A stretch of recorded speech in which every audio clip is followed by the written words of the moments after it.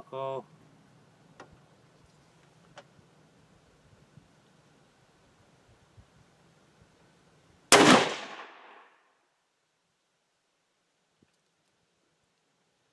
I think my scope, just went tits up. The horizontal reticle has got a kink in it. That ain't good. We'll see if the accuracy's looking. If the accuracy's gone all to hell, my cheap Tasco scope has gone in probably less than 200 rounds. So, a lesson for you guys. With optics, you get what you pay for the most part. Hey guys, Clockster 42. Feeding the pigs. So today, surplus 223, commercial 223, ammo that is right now at this specific point in time, mid-October 2014, that is available in Canada for the most part. So we got a few we're going to talk about here today, guys. We got some good, we got some bad, we got some indifferent. So what we're going to talk about today, first of all, the platform that I use to send these puppies down range. A Stevens 200 223 bolt action. Now I've got plenty of semi-automatic 223s, but I wanted something with a good trigger pull and consistently accurate. This is for the price an extremely accurate rifle with the right loads, and I just wanted to see what it would do with these puppies, as opposed to fighting with lousy triggers and semi-automatics. I wanted to have a level playing field. I'm going to use a bolt action to try and wring the most accuracy that we possibly can out of this ammo. So what have we got here, boys? Well, starting at the bottom, we've got the 55 grain full metal jacket American Eagle. We've got the 62 grain American Eagle. We've got the 62 grain steel case Tula ammo. We've got the 55 grain Norinco full metal jacket, and some of these Winchester Power Max 64 grain bonded, and some hand loads and 55 grain full metal jacket there, the Hornady bullets. So let's not fart around, let's just jump right into it and talk about the results we had.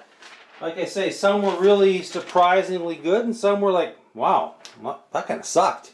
So let's start with 55 grain American Eagle. This is probably your most popular round that you'll see in the stores up here now. I think it's running around $4.25 per thousand roughly. Prices change all the time with availability. So first of all, let's talk about a velocity. The average speed on this 55 grain American Eagle out of this rifle, now your semi-automatic may be a little bit less, is 3,035 feet per second. With a low of 2998 and a high of 3,055, so about a 57 feet per second spread in this load. Now, I was actually, for the most part, pretty darn impressed with it out of a semi-automatic, out of this bolt gun. I was really quite impressed with the bolt gun.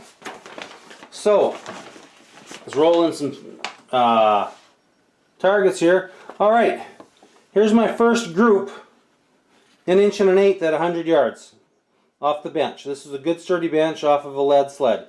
So we're looking at 100 yards or 1 1/8 inch. That's pretty good. This one here I had a bad trigger pull. I don't know what happened there, but bad trigger pull. So we opened up to about 2 inches, but look at these two. They're touching. That's awesome. That's brilliant. And then the third round, 1.25 inches. So 9 rounds fired.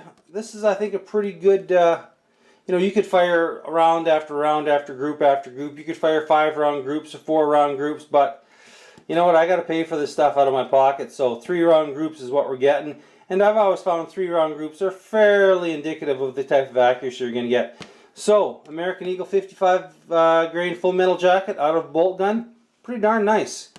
Remember, every gun's an individual, so your results may vary, but boy, I sure liked the way that shot out of this bolt gun. Highly surprised in this. So let's go to the round that everybody up here loves to hate, and that is the Norinco 55 grain full metal jacket surplus. This stuff is lot 6, manufacture date 1995. Now this was an eye-opener, velocity wise. Average velocity 3,237 feet per second. Pretty smoking little 55 grain there. Low of 3217, a high of 3260, and we're looking at only 43 feet per second difference. So you're thinking, wow, that sounds like very hot, consistent ammo. That should really rock. Well, not so much. All right, the first group, we're looking at 2 inches. Chunk, chunk, chunk. Next group, well, okay, that was a bad trigger pulls. Yeah, okay, this one's better. This is what it is capable of. 1, 2, 3, an inch and a quarter group. Hey, that's not bad.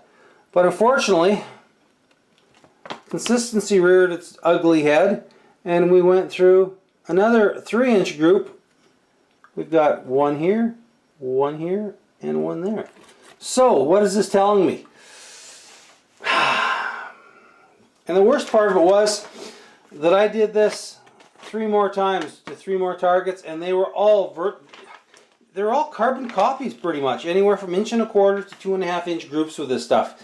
So even though the velocity is fairly stable, it's not that accurate of a load for whatever reason. I'm kind of disappointed. You know what? For my T97, it's fine. Would I feed it into a high-end AR? Probably not. And then again, we've got the old hand loads here, boys. I loaded these before I had a chronograph, and it shows my velocity is only about 2,877 feet per second. And this gun just didn't like it. These full metal jackets were developed for my AR-15, which loves this round. So, like I said, every gun's an individual. So we'll just show you here real quick. Here, 2.5 inch group, 1.5 inch group, and an 1.5 inch group. The potential is there. You know, it's getting late in the day, and I was just about, I'm just about ready to pack her in. So, heavyweights. We got 3 different heavyweights.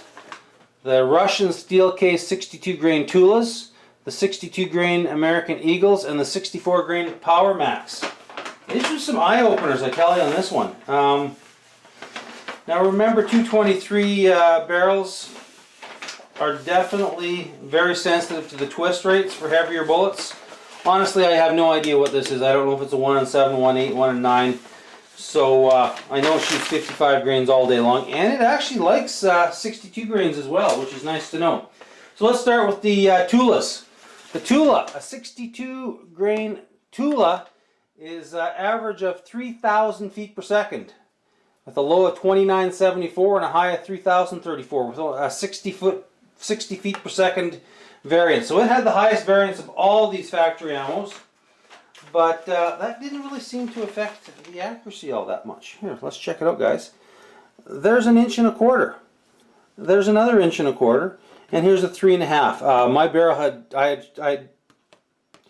did these 6 shots fairly quick in a row. So what's that's telling me is that this is a fairly hot ammo, and I touched the barrel. It was smoking hot. It was a little too hot. I should have shut her down and let her rest, but I was, you know, getting run on time. So 62 grain Tula is capable of an 1 1/4 accuracy, which I find pretty damn phenomenal for a steel case non-reloadable. The next one is the 62 grain American Eagle. It was a little slower at about 2,830 feet per second, and with only about it had a 59 foot per second variance as well, so very similar to the Tula, but it was about 170 feet per second slower. So yeah, there it is. But look at the accuracy in this puppy. 1 inch, 1.75 and 1.75. Once again, hot barrel. I did not let it cool down enough between groups. My bad. But do we say that this is a MOA load? Maybe, maybe not. But you know what? The potential for that accuracy is there with this load. I give it a big thumbs up. If you can find it, it's tough to find. And our fourth is the Winchester Power Max with a 64 grain bonded bullet. We're looking at about 2,860 feet per second. but it had the lowest variance of all the rounds at only 28 feet per second. But unfortunately, my rifle, and I've shot this in my Tavor as well as my XCR, and it is at best for me a 2-inch group. Why don't you shoot some more G42? Cost. Tough to find and expensive. So what should we take out of this, guys? Well, what should we take out of this? Tula is not a bad ammo. Online Tula Canada, it's reasonably priced. They ship to your front door. I'd recommend your Tula ammo, 62 grain. Hang on, let me roll in a couple other targets for you. Alright, this is the 62 grain Tula out of my Tavor at 50 meters off a bench. I'm still, honestly, I hate my scope. It's Redfield Accu range, and I'm having a hard time with those little dots and circles. So here's at 50 yards, about a 1-inch group with the 62 grain Tula. This one opened up a bit more. I fired this one a little quicker. It was starting to get dark, and I was running out of time. So another 50 yard, 1.5-inch group. This one's a lot better. I took my time on this one. So at 50 yards, we're rocking just under an inch, and this one opened up again at about an inch and 3/4. So the Tula in the Tavor actually functions really good, and it's quite accurate. Now this is a 50 meters again with my XCR. I was just kind of using up the dribs and drabs of the box. So 50 yards scoped off a bench, we're looking about a 1-inch group there. Those two look good. These were shot two-shot groups, so those two look good. These two look even better. This is a sight correction. So here's a full 3-shot group. We got two fairly close and a flyer, and then on the third 2-shot group we got that. Why 2-shot groups? Well, that's just what I had. So honestly, guys, I would say try the Tula. It works really well in my it works reasonably well in my XCR, and it works quite well in my Tavor.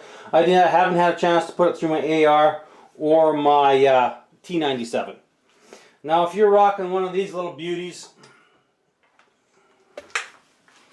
the old Norinco T97, I still say it's the ugliest facking rifle I've ever seen in my life. Fanboys regardless. Norinco and American Eagle. They work just fine. The pitch seems to work good for them. You know, at best this is a 2.5-3-inch rifle at 100 meters anyway. So really, other than the Winchester PowerPoint, we're looking at pretty much all wins. And I think his price is going to be price and availability, guys, is going to be your big determining point. Hand loads, absolutely. Find one good hand load that works in all your rifles and try and stick with that. Or if you're a one rifle guy, tune your hand load to that and make sure it functions flawlessly. You got good velocity and go for it. I think for everyday use, American Eagle is a winner, and why I say that is because it's available and reasonably priced. If you can find it in 62 grain and your rifle will shoot it, go for it. Tula Canada online, highly recommended, really like it. Norinco 55 grain is drying up. I guess they're not bringing any more over to Canada for whatever reason. Problems with shipping, and so if you can snag some Chinese 55 grain Norinco, I'd say grab it. Have a case sitting around for a rainy day. Your go-to ammo, only if you're running a T97, is what I would recommend that for, just the T97. But don't go looking for it, and if you don't have any, don't feel too bad about it. And the 64 grain Power Max, well, if you can hunt with a 223 in your jurisdiction, it's not that great for me, but you know, maybe when your rifle, it'll be a lot better. So guys, there you have it. Comparison of some 223 ammo. Thanks for watching. Take care. Later.